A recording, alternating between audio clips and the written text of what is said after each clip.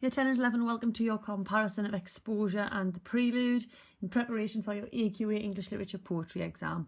What I've done is I've just outlined some of the things you might want to mention on the prelude, some of the things you might want to mention on exposure, in structure and in language. It's not everything. If you need my individual videos, please just check out my YouTube channel. But in terms of structure, then the prelude, we have a single stanza. It is classed as an epic poem, and the single stanza in the prelude serves to highlight the isolation of the narrator in the face of the mountain. And actually what it does as well is it emphasises the mortality and fragility of mankind. Don't forget, in the prelude we have a narrator who at the beginning seems quite arrogant when he steals the boat. And then we have our vaulter at the word when, which I'll discuss in a second, and that changes the tone, it changes his perspective and his outlook on life, whereby he realises that actually when he dies, long after he's dead, the mountain will still be there. The enjambment throughout the prelude is this overflow of powerful emotions. It's like he's overwhelmed, and that is solidified when he says it's a trouble to his dreams, what he has seen, and actually the face of this mountain becomes a nightmare, doesn't it? And as I say, the narrator we have in the opening lines is not the narrator we finish the poem with. Shizuru is used throughout. Now, I would mention, I think the most powerful instance of Shizuru is after the vaulter, which is the word when. And when is the turning point of the poem, because it's the change, it is the change in the tone. And that simple word is emphasised at the start of the line because the Shizuru is after that word. And this is the moment that when he views the mountain for the first time, when it uprears its head. And obviously as he gets closer to the mountain, it grows in stature, doesn't it? And he realises just how dominant it is on the horizon, and how it obviously it's immovable and it's formidable. The prelude uses the iambic metre throughout as well, and that unstressed stressed syllable, which mimics a heartbeat, remember, if we've ever studied William Shakespeare, there's emphasis on mortality. Our heartbeat there, this dum dum dum. Unstressed, stressed, unstressed, stressed. It's the mortality and the powerlessness of not only this man, but all of us in the face of something natural, as we see in exposure, as we see in Storm on the Island. Now, exposure is very different in terms of structure. Yes, there is a vaulter, but it uses half rhyme. For instance, naevus and nervous, silent and salient. And the half rhyme gives the poem a tight structure, which provides this sombre mood all the way throughout, further solidified by the foreshadowing in the opening line about the weather kniving them. The regular stanzas are the monotony of life in the trenches, but there's a heavy irony there, isn't it? Because we keep hearing the refrain of, but nothing happens. And the heavy, sad irony about the poem exposure is, for the majority of the poem, the men don't realise that the weather is a threat. And the vaulter, for me, this is just personal interpretation, is when they accept. The tone of acceptance comes with, we turn back to our dying. And it's almost like they have accepted that actually not only are they a target for the weather, they are a target to the enemy, they are a target to the diseases used to get in the trenches, and they are a target to any mental frailty that comes with war. Again, if you need my individual videos, do so. Not everything from language, but just I think I've pointed out potentially the most important ones if you're trying to compare the two. So in the prelude, we get troubled pleasure. Now, that oxymoron at the beginning is the narrator's guilt about stealing the boat. Yes, we get lovely imagery at the beginning. So again, check my individual video about the swan, and nature's quite tranquil in the opening, isn't it? And he potentially feels guilty through that oxymoron of this troubled pleasure. And that links tightly to the end of the poem, where his dreams are also troubled as well. So he is affected by what he sees. Personification and imagery are massive in the prelude, as they are in exposure. So just a couple of instances. We've got a huge peak, black and huge. Look at the repetition of the adjective huge. As if with voluntary power, instinct upreared its head. So the personification of the mountain having a head makes it sound more ominous, something more threatening, something that is a threat to mankind. And upreared, it sounds uncomfortable. It sounds like the mountain has moved into view rather than the man moving towards it. So as I said, we have this underlying threat. The adjectives in the prelude, because as you well know, we've got a lot to remember in this English literature exam. You can use simple adjectives like black and huge. The adjective black, again synonymous with death, serves to remind us, as I said earlier, about the mortality of mankind, the helplessness of us in the face of natural beauty. Sibilance and growing still in stature, their grim shape. Look at your S sounds in that sentence.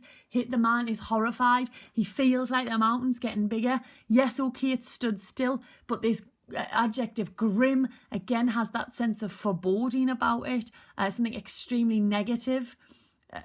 Coupled with the vaulted, don't forget, then we see that this man is changed with purpose of its own and measured motion like a living thing. Similarly, the mountain seems to be alive. That's why we've got the simile and the personification of the mountain throughout, but it's calm and it's in control, whereas we hear that the narrator is trembling. Look at that, with purpose of its own and measured motion like a living thing. Your assonance there as well, I think, really solidifies the mountain, this calm, tranquil mountain that stands, I suppose, untouched by mankind and has this effect where when you view it, you potentially tremble. Towered up between me and the stars. Obviously, there's emphasis on towered there. Again, this theme of something extremely powerful, and it's between him and the stars. I don't know if you want to go metaphorical there. Is it preventing him from? I don't know this idea of heaven. I'm not so sure. But it's a barrier. The mountain is a barrier between what he thought he could be, the arrogance of him at the beginning, and this barrier, I suppose, serves to teach this man his place. Similarly, with purpose of its own and measured motion like a living thing, obviously we mentioned. Emotive language, and through the meadows homeward went in grave and serious mood. So again, if you compare the opening couple of lines in the prelude to the very ending, there is clear change. We've got grave and serious mood. Look at grave. We link that back to the adjective black. We link that back to this theme of human life being actually quite fleeting. In exposure, personification is huge. So I've again outlined what I think is easier to remember. Obviously, the opening line in exposure, the iced east winds that nigh us, it's the threat of the weather, and it's outlined immediately, and therefore it foreshadows the rest of the poem, in the sense that Wilfred Owen is telling us that the weather is potentially a huge threat. If you want to go further, you can look at knife, as in they are being stabbed, penetrated, they are vulnerable to the wind. We get personification again in the mad gusts tugging on the wire. You've got to obviously mention the verb tugging there, in the sense that it is incessant, it's inconsistent, it doesn't leave them alone. It's almost like it's pestering them and grabbing a hold of them, and it's mad as well. So we've got this instance that the wind is not only kniving them, but it's mad and it's tugging at them. We get this image of the men being trapped, not only obviously physically in the trench, but trapped by the weather. And then when you add in the enemy, we realise just how vulnerable they are. Again, personification, flakes with lingering stealth come feeling for our faces. The weather is deadly, and it's as if it targets them. It feels for their faces. And obviously, we know that stealth here is massively important, because at this moment in the poem, they aren't quite aware how deadly it is, really. They haven't accepted that the weather is potentially going to kill them. And stealth obviously highlights that they can't see it, they can't acknowledge it as a threat. And the fact that it feels for their faces, look at the alliteration of the feeling for our faces. Bang, bang, bang. It's as if they can't get away. It's touching their face. We've all been outside when it's freezing cold and it gets on your nose, doesn't it? And you end up freezing. Personification of his frost will fasten on this mud and dust. Check your anthology on that one, because my anthology says his and some other people says this, so you need to check that. But anyway, if it doesn't say his in your anthology, then we've got the verb fasten. Now, if the weather is fastening onto them, they're stuck. They can't get it off. It is difficult to shake. And if it's fastened to the ground as well, again, we have an imagery of entrapment. The men can't really escape what they face. And your pronoun us, I suppose you could mention. Obviously, I mentioned earlier, nothing happens, repeated, and the irony there in the sense that they're dying. So again, we subtly get the power of nature in there, because they don't realise its power, much like the guy in the prelude hasn't actually accepted its power until we hit the Volta. Rhetorical question, as I did mention it, I mentioned we turn back to our dying. earlier. Now, this rhetorical question is important as well, because is it that we are dying? So they're starting to question whether or not, whether or not they are susceptible to death here. And we're not even talking about the gunfire. We're talking about, obviously, the snow, the wind, everything that has been detailed. Don't forget, we can mention the title in exposure, because it has a number of different meanings. You've got, they are exposed to the enemy. They are exposed to the weather. They are exposed to any issues you face when in a trench. They are exposed to the mental horrors of war.